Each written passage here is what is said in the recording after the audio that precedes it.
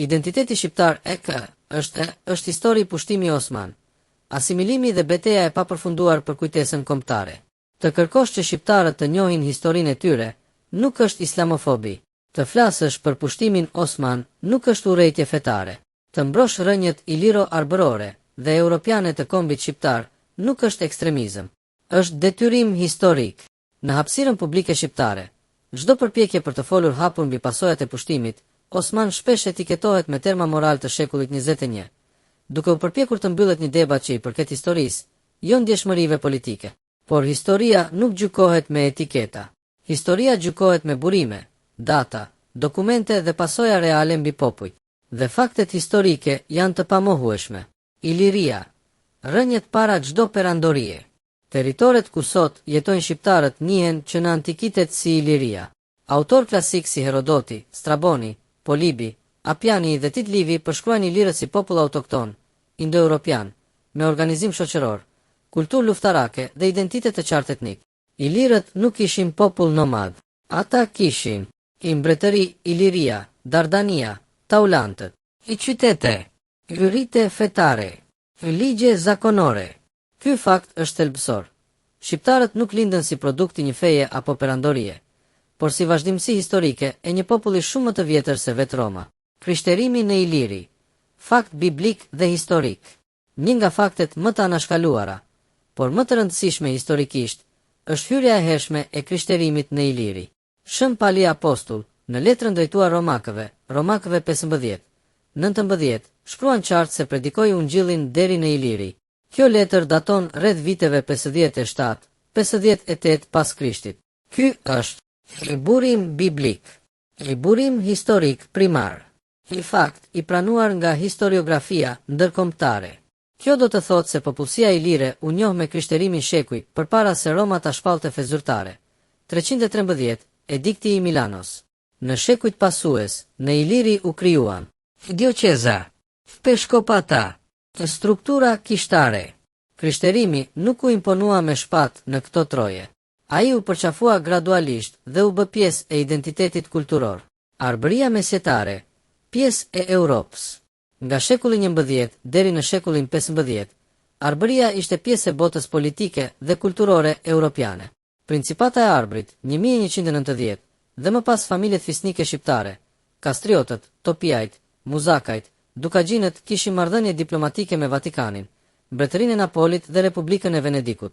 Dokumentet veneciane dhe papnore e përshkruajnë Arbërinë si tokë kristiane, i merite perëndimore dhe lindore, i me kulturë juridike europiane. Nuk ka asnjë dokument para shekullit 15 që ta lidh Arbërinë me botën islame. Pushtimi Osman. Kronologjia e një sundimi të dhunshëm.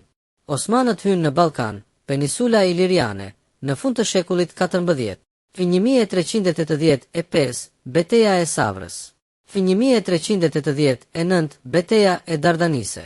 Fi 1415-1430 Pushtimi i qyteteve shqiptare.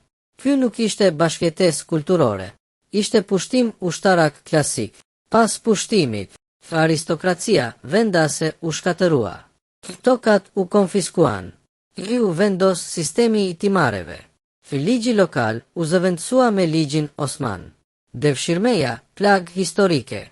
Nga shek 15 deri në 17, perandoria osmane aplikoi sistemin e devshirmes.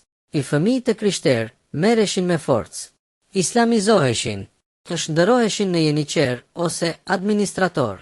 Kjo praktik është dokumentuar gjërësisht në arkivat osmane dhe europiane dhe konsiderohet sot një formë dhunë shtetërore ndaj popullsive të pushtuara. Skënderbeu, simboli i identitetit dhe rezistencës. Gjergj Kastrioti Skënderbeu, 1405-1468, udhëhoqi një nga rezistencat më të gjata kundër perandorisë osmane. Fë 1444, Beslidhja e Lezhës. Fë 25 vjet luftë. Përballje direkte me Muratin II dhe Mehmedin II. Skënderbeu nuk ishte vetëm figurë ushtarake. Ai ishte simbol i identitetit arbëror dhe europian. Pas vdekjes së tij, filloi represioni i hapur. U shkatëruan strukturat e rezistencës. Ndodhen shpërngulje masive drejt Italisë, arbëreshët, islamizimi. Proces presioni, jo zgjedhje e lirë masive.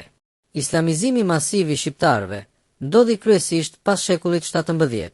Historianë si Noel Malcolm, Stavros Kendi dhe Oliver Jens Smith theksojnë se ky proces u ndikua nga taksa e jizjes për të krishterët, përjashtimi nga administrata, presioni ekonomik, dhuna lokale.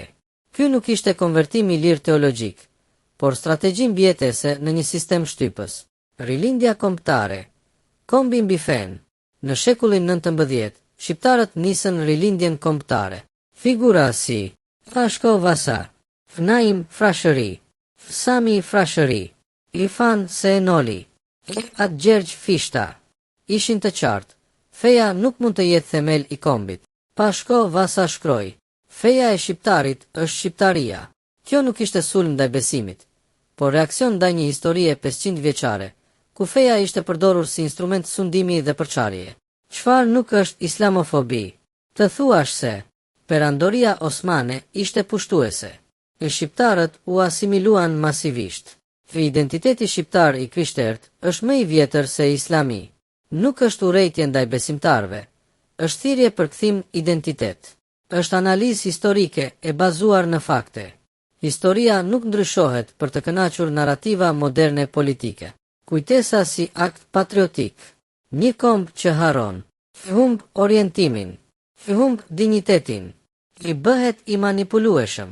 Të njohësh historinë nuk do të thotë të mohosh realitetin e sotëm. Do të thotë të kuptosh si erdhëm deri këtu dhe si mund të kthehemi në rrugën e paraardhësve tanë. Shqiptarët kanë të drejtë, të njohin rënjët e tyre, të nderojnë të parët e tyre, të mos justifikojnë pushtimin, të mos fshin kujtesën për rehati politike dhe kthim në identitet. Identiteti shqiptar nuk është produkt i asnjë perandorie, nuk është dhurat e asnjë feje, nuk është rezultat i asimilimit. Ai është trashëgimi i liro daradane arbërore, europiane dhe historike. Të flasësh për këtë nuk është urrejtje, është kujtesë, dhe kujtesa është forma më e lartë e patriotizmit, dhe kujtasa duhet të zgjojë ndërgjegjen tonë të kthehemi në rënjët e të parëve tanë.